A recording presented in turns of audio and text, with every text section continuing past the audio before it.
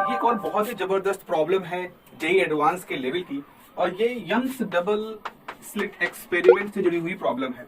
बहुत ही बढ़िया प्रॉब्लम है, देखेंगे इसमें क्या स्टेटमेंट है। हमारे पास दो स्लिट्स हैं, S1 और S2, ठीक है, दो स्लिट हैं। और ये जो बीच में हमने स्ट्रक्चर बना रखा है, ये कुछ ग्लासेस हैं जिनका एक जोड़ रखा है एज फॉर्म में से। एक ग्लास है A जिसका रिफ्रैक्टिव इंडेक्स 1.7 है, दूसरी ग्लास है B जिसका रिफ्रैक्टिव इंडेक्स 1.5 है, और दोनों वेज शेप के थे। हमने इसको जोड़ रखा, तो हमने एक रेक्टेंगुलर शेप का एक ग्लास स्लैब बना दिया है। और जब ये ग्लास स्लैब नहीं था, तो S1 और S2 की हेल्प से हम O पर एक सेंट्रल फ्रिंज कोई हम देख रहे थे। क्योंकि यंग डबल स्लिट एक्सपेरिमेंट है, तो यहाँ पर थ्रू आउट फ्रिंजें बनी होंगी, ओ पे कोई सेंट्रल फ्रिंज थी। उसके बाद फिर ये कह रहे हैं कि आपने इसके सामने ये स्लैब रख दिया जिसमें ए और बी दो कांच के सिस्टम जुड़े हुए हैं, और अब आप बताओ कि जो पॉइंट ओ है वहां पे जो सेंट्रल फ्रिंज बन रही थी वो कितना शिफ्ट हो जाएगी। क्यों शिफ्ट होने की बात हो रही है? क्योंकि हमें मालूम है कि जो जो इंटरफेरेंस पैटर्न बनता है वो सोर्स और स्क्रीन के बीच में जो लाइट चल रही होती है उसके पाथ डिफरेंस पर डिपेंड करता है कि भाई S1 से निकलने वाली लाइट और S2 से निकलने वाली लाइट कितना पाथ कवर करेंगी। उसके पाथ के अंतर के आधार पर डार्क और ब्राइट फ्रिंज बनती है। आपने फॉर्मूला क्या पढ़ रखा है कि डेल्टा एक्स जो है वो अगर n लैम्डा होगा किसी पॉइंट पर, n की वैल्यू 0 1 2 से शुरू होती है, तो वहां पर ब्राइट फ्रिंज बनेगी। और अगर x जो है वो 2n+1 λ/2 कंडीशन को फॉलो करता है, तो जिस पॉइंट पर आप ये कंडीशन फॉलो होता देखते हैं वहां पर डार्क फ्रिंज बनती है। ये हमारी बेसिक नॉलेज है। लेकिन अब यहाँ प्रॉब्लम ये है कि ये जो ग्लास की प्लेट रखी गई है, जब लाइट इससे गुजरेगी तो इतना तो पक्का है कि ग्लास प्लेट की वजह से ग्लास के अंदर लाइट स्लो हो जाती है। आपको मालूम है कि किसी वेलोसिटी जो होती है वो n/c/μ के फॉर्मूले को फॉलो करती है। यहाँ म्यू हमने रिफ्लेक्टिव इंडेक्स को दे रखा है, यानी कि रिफ्लेक्टिव इंडेक्स जैसे जैसे बढ़ता जाएगा उसके अंदर लाइट के चलने की वेलोसिटी कम होती जाएगी। एयर के लिए, वैक्यूम के लिए रिफ्लेक्टिव इंडेक्स हम 1 कहते हैं।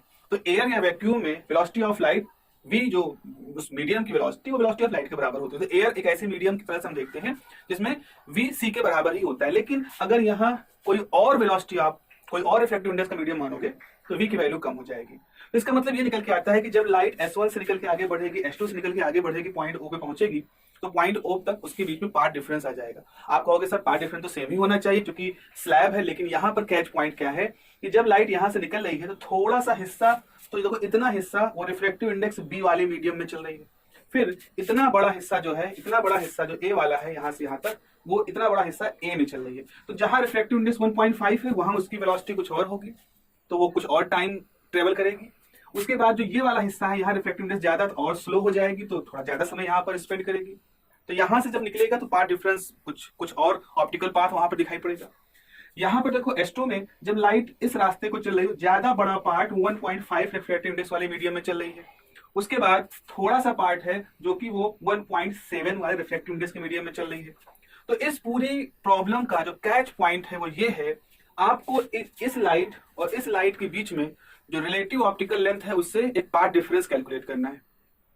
यहाँ पर मिक्सिंग ऑफ रिफ्लेक्टिव इंडेक्स हो गया। बहुत अच्छा प्रॉब्लम है, this is very unique problem. इसको जब मैंने देखा था तो मुझे बड़ी मतलब एक तरह से ये था कि अरे ये कैसे, मतलब हाँ ये भी सोचा जा सकता था। क्योंकि इससे पहले जो मैंने बच्चों को प्रॉब्लम कराते हैं प्रैक्टिस में, उसमें मैंने ऐसे कराया था कि भाई स्लिट है, स्लिट के सामने ये एक स्लैब रख दिया गया। ये तो बहुत ही पुरानी क्लासिक प्रॉब्लम है, लेकिन मैंने एक प्रॉब्लम कराया था इसमें मैंने इसको दो मीडियम को बना दिया था। मतलब बीचों बीच से इसका 1 पॉइंट कुछ था, 1.5 था, इधर 1.6 था, ऐसा कुछ रिफ्लेक्टिव इंडेक्स रखा था। और कहा था बताओ कि जब लाइट यहाँ से गुजरेगी तो उसका रिफ्लेक्टिव इंडेक्स का पार्ट डिफरेंस कितना होगा। बेसिकली वो सेम ही हैगा, वो दिखाने के लिए 1.5 1.6। लेकिन इन्होंने क्या किया है, उसी चीज को ऐसे ब्रेक कर दिया, इसको ऐसे स्लैब, इसको बराबर न करके एक वेज शेप कर दिया है, और जिससे इसके अंदर ज्योमेट्री भी इन्वॉल्व हो जाएगी। वो ज्योमेट्री जो आपने 9th तक पढ़ रखी है उस ज्योमेट्री का भी यहाँ पर खास बात जो है वो आपके पास आ जाएगा। इसलिए प्रॉब्लम बड़ी खास सी प्रॉब्लम बन जाती है, अच्छी प्रॉब्लम, इंटरेस्टिंग प्रॉब्लम है। तो देखें इसमें कैसे हम सॉल्व करना शुरू करेंगे। सबसे पहले बात तो है हमें ये मालूम होना चाहिए कि जब भी कोई लाइट किसी मीडियम से गुजरती है तो जो optical path length, optical length जो उसमें इंट्रोड्यूस होता है उसका एक फॉर्मूला होता है। उसका फॉर्मूला जो होता है वो होता है refractive index of that medium -1 multiply by distance in that medium. जिस मीडियम से लाइट गुजर रही है उस मीडियम के द्वारा कितना पाथ डिफरेंस इंट्रोड्यूस किया गया है उसको निकालने के लिए उस मीडियम का रिफ्रैक्टिव इंडेक्स -1 टाइम उस मीडियम में जो लेंथ है वो निकालना होगा। तो अगर मैं इस प्रॉब्लम को थोड़ा अलग से एक दूसरी तरह से बनाऊं ज्योमेट्री के पर्पज से, तो कुछ ऐसा है, आपके पास इस तरह का एक रेक्टेंगल है आपके पास इस तरह का एक स्ट्रक्चर है। अब यहाँ पर क्या हो रहा है, मान लो लाइट यहाँ से जा रही है और मान लो लाइट यहाँ से गुजर रही है, तो आप यहाँ पर एक ट्राइंगल बना सकते हो। इसको मान लो हमने कह दिया ए बी सी, इसे कह दिया एम एन, इसे कह दिया पी क्यू। तो आपके पास ये लेंथ पी क्यू है, ये लेंथ एम एन है, और वैसा इस तरफ भी है। अब देखो यहाँ पर आप अगर देखो तो सबसे पहले आपको कैलकुलेट क्या करना है, आपको इस फॉर्मूले को अप्लाई करने के लिए रिफ्रैक्टिव इंडेक्स तो मालूम है, जैसे इस रीजन का रिफ्रैक्टिव इंडेक्स 1.5 है, लेकिन ये लेंथ कितनी होगी, तो जो ये लेंथ है वो यही है, यही चीज है, यानी आपको इस पी क्यू की वैल्यू को निकालना है। और उसी तरह से जब आपकी लाइट यहाँ चलेगी तो ये डिस्टेंस भी आपको कैलकुलेट करना है, और ये डिस्टेंस इसी के बराबर होगा। तो आपको यानी कि ये डिस्टेंस भी कैलकुलेट करना है, जो कि असल में ये डिस्टेंस है। तो बेसिकली आपका कैलकुलेशन क्या है, आपका कैलकुलेशन है कि आपको यहाँ पर सबसे पहले तो ये डिस्टेंस कवर कैलकुलेट करना है, और आपको ये डिस्टेंस कैलकुलेट करना है। ये दो डिस्टेंस कैलकुलेट कर लोगे तो इस फॉर्मूले को अप्लाई कर लेंगे और हमारा सारा प्रॉब्लम सॉल्व हो जाएगा।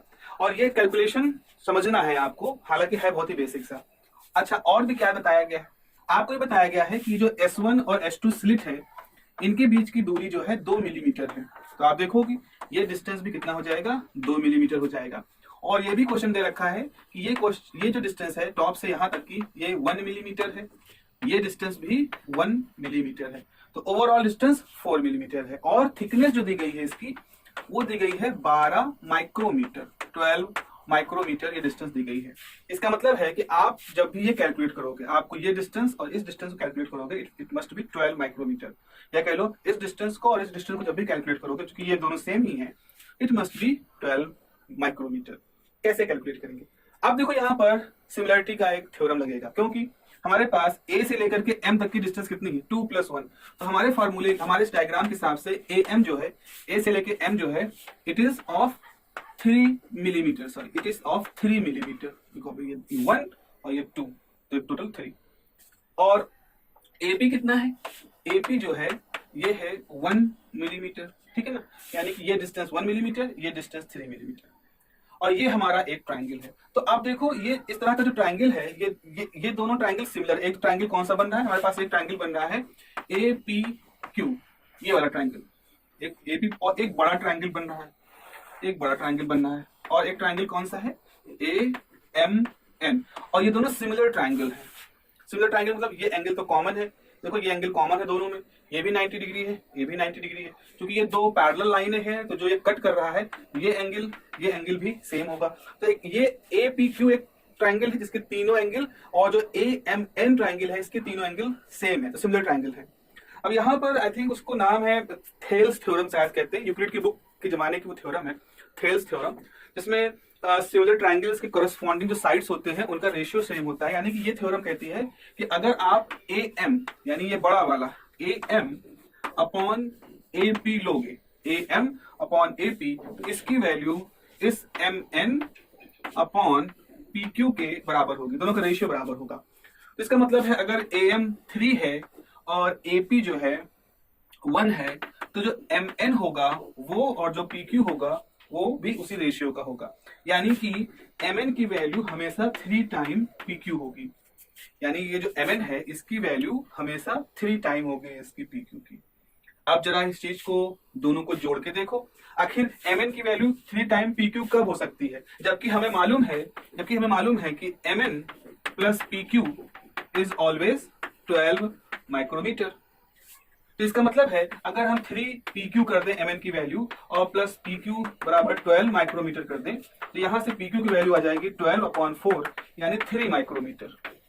तो इसका मतलब है ये डिस्टेंस कितनी आ जाएगी, 3 माइक्रोमीटर, और ये डिस्टेंस आ जाएगी 9 माइक्रोमीटर। तो आपके लिए जरूरी जो चीज थी वो यहाँ पर आपने कैलकुलेट कर ली, this is 3 micrometre, this is 9 micrometre, हमारा एक बहुत बड़ा हिस्सा कवर हो गया यहाँ पर। अब अगर ये मालूम चल गया है तो हम इस फॉर्मूले को अप्लाई करेंगे, यहाँ पर हम इस फॉर्मूले को अप्लाई करेंगे। अब हम मान लें ये वाला जो है इसे कहेंगे पाथ 1, S1 से जो निकल रहा है वो पाथ 1 है, और इसे कहेंगे पाथ 2, पाथ 1 और पाथ 2। तो हमें इफेक्टिव ऑप्टिकल लेंथ जो है, इफेक्टिव पाथ डिफरेंस आप कह लो, effective path difference 1, path length 1 है, वो कितना होगा जरा देखें। यहाँ पर ये डिस्टेंस है 3 माइक्रोमीटर, आपने देखा निकाला है 3 माइक्रोमीटर। तो आप ऐसे लिखोगे, डिस्टेंस लिखोगे म्यू, और ये मीडियम कौन सा रिफ्लेक्टिव इंडेक्स बी, तो म्यू बी -1 डिस्टेंस कितना है 3 माइक्रोमीटर, प्लस ये वाला मीडियम कितना है, इसका रिफ्रैक्टिव इंडेक्स कितना है 1.7, तो इसको हम लिख रहे हैं म्यू ए -1 और ये डिस्टेंस कितनी है 9 माइक्रोमीटर। तो चलो वैल्यू रख देते हैं, ये कितना हो जाएगा, ये हो जाएगा 1.5 -1, तो 1.5 -1 into 3 plus 1.7 -1 into 9, 0.5 into 3, 0.7 into 9, 1.5 plus 6.3, 8, 7.8 micrometre ये आ जाएगा। तो जब डिस्टेंस इसके लिए जो इफेक्टिव पाथ लेंथ आपने देखा वो वैल्यू 7.8 आ गई।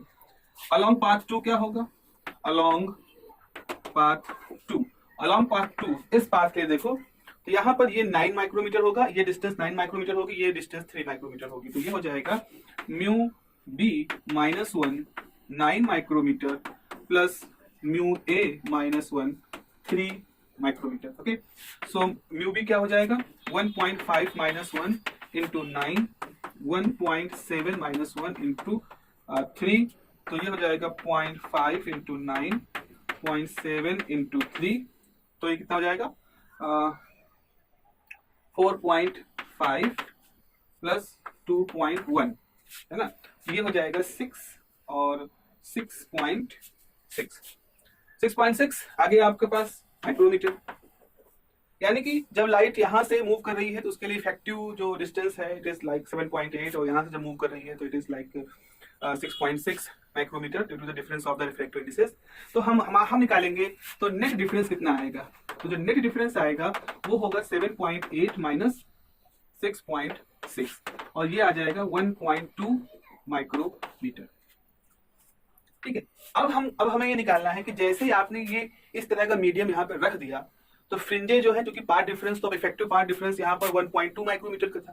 देखो सर समझो पहले क्या था, जब ये स्लैब नहीं था तो प्रकाश को जो डिस्टेंस चलनी पड़ी थी वो ये थी S1 से O तक की, और जो यहाँ से डिस्टेंस चली होगी वो H2O। क्योंकि ये मीडियम एयर था तो S1O और H2O बराबर था, यानी कि वहां पर जो इफेक्टिव पार्ट डिफरेंस था वो 0 माइक्रोमीटर था। इसीलिए उसको हम सेंट्रल कहते हैं, जहां पर n की वैल्यू 0 हो, इक्वल पाथ की वैल्यू वहां पर मिल रही हो। लेकिन जैसे ही आपने मीडियम लगाया यहाँ पर तो उसकी वजह से क्या हुआ कि अब इस मीडियम ने ओवरऑल एक 1.2 माइक्रोमीटर का एक इफेक्टिव पार्ट डिफरेंस इंट्रोड्यूस कर दिया। तो उस इंट्रोडक्शन की वजह से कितना जो फ्रिंज शिफ्ट होगा वो हमें कैलकुलेट करना है। तो फ्रिंज शिफ्ट के लिए हम जो फॉर्मूला यूज करेंगे वो कैसे निकालेंगे, वो फॉर्मूला आपका ऐसा होगा, मान लो y डायरेक्शन में वो शिफ्ट हो रहा है तो y होगा वो होगा d/d और जो इफेक्टिव पार्ट डिफरेंस आपने यहाँ पे निकाला है उसकी वैल्यू रख दोगे। तो ये कितना हो जाएगा 2 मीटर और d कितना है 2 इंटू 10⁻³ मीटर यानी 2 मिलीमीटर है, and this is 1.2 into 10⁻⁶ metre because 1.2 micrometre है।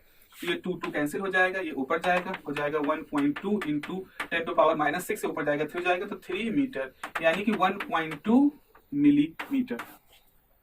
ओके, 1.2 इन मिलीमीटर आपको आंसर देना है। सेंट्रल मैक्सिमा का जो शिफ्ट है वो कितना होगा 1.2 मिलीमीटर, जैसा कि आपके आंसर शीट में भी दिया गया है। इसका जो ऑफिशियल क्वेश्चन आंसर शीट है उसमें 1.2 मिलीमीटर दिया गया है। This is a very nice question, अच्छा क्वेश्चन है। और अगर आप देखेंगे, अगर आप थोड़ी देर के लिए इस क्वेश्चन को ऐसे कर दो कि आपके पास एक मीडियम है जिसमें एक हिस्सा 1.7 है, मान लो सिर्फ 1.7 है, और दूसरा हिस्सा है इस तरह के वेज शेप नहीं, आधा आधा ऐसे बांट के रखा है 1.5 है। तो आपने बजाय इसको बीचों बीच से बांटने के आपने इसको दो हिस्सों में बांट दिया। S1 से निकलने वाली लाइट को डेंसर मीडियम महसूस होता है, S2 से निकलने वाली लाइट को थोड़ा इसकी तुलना में रेयर मीडियम महसूस होता है। देन पार्ट डिफरेंस कितना आएगा, तो आप पाओगे कि उसका जो पार्ट डिफरेंस है वो बदल जाएगा। अब की बार 1.2 मिलीमीटर ना आकर के कोई दूसरी वैल्यू आएगी। एज अ प्रैक्टिस आप उसे करके देख सकते हैं, वो अच्छा क्वेश्चन बन सकता है। तो इस तरह से ये क्वेश्चन हमने यहाँ पर देखा है। आई होप आपने इस क्वेश्चन के दौरान आपकी कुछ बेसिक्स हैं एक बार फिर से रिवाइज हो गए होंगे, कुछ फंडामेंटल्स क्लियर हो गए होंगे। और अगर आपने क्वेश्चन पहले देखा होगा तो उम्मीद है आपको थोड़ा सा नया पर्सपेक्टिव यहाँ पर हो सकता है कोई देखने को मिला हो। जैसा भी आपका अनुभव रहा है आप कमेंट में बताएं, आप इस वीडियो को हाइप करें सो दैट कि इस वीडियो की रीच को और इंप्रूवमेंट मिल सके। ध्यान रखिए, पढ़ाई करते रहिए, शुभकामनाएं हैं। Have a nice day, take care, bye bye.